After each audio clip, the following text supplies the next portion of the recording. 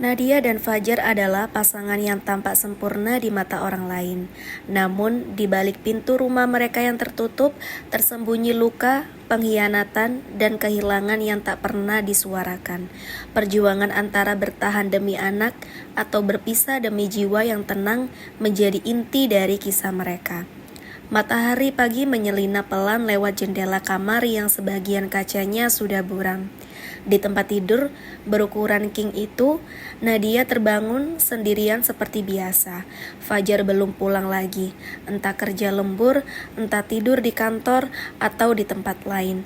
Sudah 2 tahun terakhir ini rasa rumah mulai menghilang dari rumah mereka. Awalnya hanya jarang bicara, lalu tertidur terpisah, kemudian mulai ada bau parfum asing di rumah Fajar. Nadia menelan semuanya diam-diam, seperti menelan pil pahit tanpa air, sambil berdiri di depan wastafel. Menyikat gigi dengan gerakan lambat, Nadia memandang bayangannya sendiri, wajahnya yang semakin kurus, mata yang cekung, dan senyum yang seperti sudah lama lupa bagaimana caranya hidup. Ada bekas tangisan yang sempat kering di sana. Pintu kamar anak mereka, Aira, terbuka. Bocah perempuan itu baru berusia 5 tahun, tapi sudah cukup peka untuk tahu kalau ayah dan ibunya sedang tidak baik-baik saja. "Bunda, ayah pulang malam lagi?" tanyanya sambil mengusap mata. Nadia mengangguk kecil. "Iya sayang, ayah kerja. Kita sarapan ya?" Aira mengangguk, lalu memeluk ibunya dari samping, pelukannya yang kecil tapi hangat. Pelukannya yang selalu membuat Nadia bertahan sehari lagi. Fajar duduk di dalam mobilnya, mesin menyala, tapi tak bergerak kemana-mana. Jam di dashboard menunjukkan pukul 1:12 dini hari. Di jok samping, dasi kerjanya sudah terlepas dan tergulung sembarangan. Di layar ponselnya ada pesan tak terbaca dari Nadia. "Kamu pulang?" Tak ada balasan, seperti malam-malam sebelumnya. Di luar, hujan rintik-rintik turun pelan. Di dalam, Fajar menarik nafas panjang, mencoba menenangkan dirinya sendiri, tapi dalam benaknya, wajah Nadia selalu muncul seperti hantu. Diam, sabar, tapi menyayat. Tatapan yang tak lagi penuh cinta, tapi juga tak bisa membenci. Tatapan orang yang terluka, tapi tak bisa pergi. Fajar tahu dirinya bukan lagi pria yang sama saat mereka menikah 7 tahun lalu. Ambisi, tekanan kantor, dan kebosanan yang ia sendiri tak bisa jelaskan telah membuatnya menjauh dari Nadia. Dan ketika perempuan lain datang, manis, penuh perhatian, dan tak tahu apa-apa soal luka rumah tangganya, Fajar terjerumus dalam pengkhianatan yang semula hanya ia anggap selingan. Tapi selingan bisa berubah jadi pelarian. Pelarian jadi ketergantungan, dan kini ia terjebak. Ia menatap layar ponselnya lagi, lalu memastikan mesin mobil dan berjalan masuk ke arah rumah yang sudah gelap. Nadia pasti sudah tidur, seperti biasa. Tapi saat ia membuka pintu, cahaya lampu dapur menyala samar. Di sana duduk Nadia, masih mengenakan das tertidur dengan secangkir teh yang sudah dingin di hadapannya. "Sudah makan?" tanya Nadia pelan. Bukan basa-basi, hanya kalimat pengganti dari semua tanya yang tak pernah bisa ia keluarkan. Fajar mengangguk, lalu meletakkan tas kerjanya di sofa. "Aku capek," katanya singkat, lalu berjalan ke kamar mandi, dan Nadia hanya diam lagi dan lagi. Pagi hari diisi dengan keheningan yang nyaring. Aira sibuk membuka boneka di ruang tengah, sementara Nadia mempersiapkan bekal untuk sekolah. Fajar duduk membaca koran yang bahkan tak benar-benar ia baca. Tatapan mereka tak pernah bertemu, kata-kata hanya keluar untuk hal-hal teknis. "Kunci mobil di mana?" Aira bawa buku gambar. "Aku pulang malam." Sampai suatu pagi, semuanya berubah. "Aku mau bicara," kata Nadia. Suaranya datar, tapi nadanya membuat Fajar berhenti mengunyah. "Aku tahu tentang Rena." Fajar menoleh. Seketika nafasnya tercekat. "Aku tahu kalian sudah setahun lebih," lanjut Nadia. Matanya menatap langsung, tak bergeming. "Aku diam bukan karena aku bodoh. Aku diam karena aku berpikir aku masih bisa diperbaiki."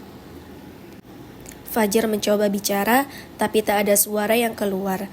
Nadia menarik nafas panjang, lalu berkata lirih, "Tapi kamu gak pernah mencoba, jadi kali ini aku yang berhenti mencoba."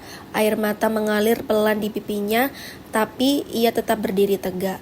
Bukan sebagai istri yang patah, tapi sebagai perempuan yang sadar ia pantas mendapatkan lebih dari sekedar sisa-sisa kasih sayang. "Aku ingin pisah." Fajar terduduk di sofa, ucapan Nadia tadi pagi menggema terus di kepalanya.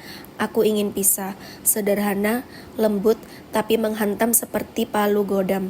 Selama ini ia pikir Nadia akan terus bertahan, bahwa diamnya adalah tanda kelemahan, bukan kekuatan.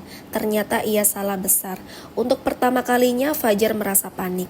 Bukan karena ia takut kehilangan rumah, bukan juga karena takut kehilangan kenyamanan, tapi karena ia sadar selama ini ia mendapat perlahan membunuh cinta itu dengan pengabaian, kebohongan, dan keegoisan. Di kamar, Nadia tengah melipat baju Aira. Wajahnya tenang, tapi gerakannya seperti mesin. Tak ada emosi yang tersisa. Fajar berdiri di depan pintu. "Jangan lakukan ini," ucapan pelan. Nadia tak menoleh. "Aku sudah terlalu lama tidak melakukannya," membela diri sendiri. Fajar melangkah masuk. "Aku bisa berubah." "Sudah terlambat, Jar." Suaranya datar, tapi mata berkaca-kaca. "Kalau kamu mau berubah, kenapa bukan saat aku masih berharap?" "Diam." Nadia meletakkan baju terakhir di atas kasur. "Aku gak mau Aira tumbuh di rumah yang dingin. Aku gak mau dia belajar bahwa cinta itu artinya menahan sakit setiap hari." Fajar menunduk. Untuk pertama kalinya ia merasa tak berdaya, dan saat Nadia keluar kamar tanpa menoleh, ia tahu ada hal-hal yang tak bisa dikembalikan. Aira mulai banyak bertanya, "Kenapa ayah tidur di ruang tamu? Kenapa bunda gak makan bareng ayah? Kenapa ayah gak antar aku sekolah lagi?" Dan setiap kali Nadia mencoba menjawab, hatinya seperti sobek. Ia ingin menjelaskan, tapi Aira terlalu kecil untuk mengerti bahwa kadang orang yang paling mencintai bisa menyakiti satu sama lain. Bahwa diam bunda bukan karena marah, tapi karena luka yang belum sembuh. Bahwa ayah bukan orang jahat, tapi ia memilih jalan yang membuat keluarga mereka retak. Suatu malam, Aira menangis di pelukan Nadia. "Aku mau ayah sama bunda baikan," katanya lirih. Nadia hanya memeluk putrinya lebih erat. Air matanya jatuh tanpa suara. Rena menatap Fajar dengan gelisah. "Kamu belum bilang ke istrimu." Fajar diam. Fajar gak mau jadi orang ketiga yang merusak keluarga. "Rena, semuanya sudah berantakan, bahkan sebelum kamu datang," jawabnya. Tapi setelah Nadia mengucapkan pisah, Fajar mulai menjauh dari Rena. Ia mulai sadar bahwa pelarian hanya mempaparkan kehancuran, bahwa Rena bukan penyelamat, hanya cermin dari kebingungan dan kebodohan diri sendiri. Dan ketika Fajar akhirnya datang menemui Rena untuk terakhir kalinya, ia hanya berkata, "Maaf, aku harus memperbaiki hidupku, entah bisa kembali atau tidak, aku harus mulai dari luka yang aku buat." Ruang sidang sunyi, hanya suara ketukan palu hakim dan lembar-lembar dokumen yang dibalik. Nadia dengan wajah tanpa ekspresi, Fajar di seberangnya terlihat lebih tua dari usianya. Tak ada marah, hanya sunyi yang menggantung di antara mereka. "Sesuai kesepakatan, hak asuh jatuh pada ibu," ujar hakim. Fajar menunduk, tangan mengepal. Nadia menatapnya sejenak. Ada luka, tidak ada lagi dendam. Yang tersisa hanya kenyataan. 3 bulan setelah perceraian, Nadia mulai bekerja sebagai guru les private. Ia menyewa rumah kecil, cukup untuk dirinya dan Aira. Sepi ya, tapi damai. Tak ada lagi menunggu malam-malam kosong. Tak ada lagi kebohongan yang harus ditebak. Di suatu pagi, Aira menggambar rumah dengan 3 orang. "Ini dulu, tapi sekarang cukup 2," katanya. Nadia tersenyum pahit. "Gak apa-apa, yang penting hangat kan?" Aira mengangguk. Fajar mengirimkan surat ditipkan lewat pengacara. Surat itu untuk Aira, ditulis dengan tulisan tangan yang dulu jarang ia pakai untuk hal sentimental. "Maafkan ayah ya nak, ayah sayang kamu selalu. Meski sekarang kita tak tinggal serumah, ayah akan selalu ada untukmu. Jangan salahkan bunda, bunda kuat, lebih kuat dari yang Aira kira." Nadia membacanya surat itu dengan suara pelan. Air mata mengalir, bukan karena benci, tapi karena akhirnya Fajar mengakui luka yang ia tinggalkan. Setahun kemudian, mereka bertemu di acara kelulusan TK Aira. Nadia dan Fajar duduk berdampingan. Aira untuk pertama kalinya sekian lama. "Halo," sapa Fajar pelan. "Halo," jawab Nadia. Mereka bicara secukupnya, tak ada janji kembali, hanya dua orang dewasa yang akhirnya bisa berdamai dengan masa lalu, demi masa depan anak mereka. Cinta itu mungkin lebih mati, tapi kasih untuk Aira itu akan selalu hidup selamanya. Waktu terus berjalan, luka yang dulu menganga kini menjadi bekas. Masih ada, tapi tak lagi menyakitkan setiap disentuh. Nadia melanjutkan hidupnya, bukan dengan kebencian, tapi dengan penerimaan. Ia tak pernah benar-benar melupakan, tapi ia juga tak lagi menyesali. Fajar di tempat berbeda, belajar menjadi ayah yang hadir walau tak serumah. Ia tak meminta kembali, hanya berharap bisa menebus sebisanya lewat waktu, perhatian, dan kejujuran yang dulu tak ia beri. Aira tumbuh di tengah dua rumah, tapi ia tahu cintanya tak terbagi karena kedua orang tuanya tetap mencintai dengan cara mereka masing-masing.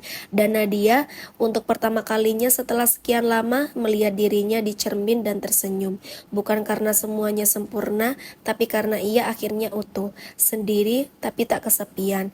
Karena dalam hidup kadang cinta bukan soal bertahan, tapi soal melepaskan dengan hati yang tenang.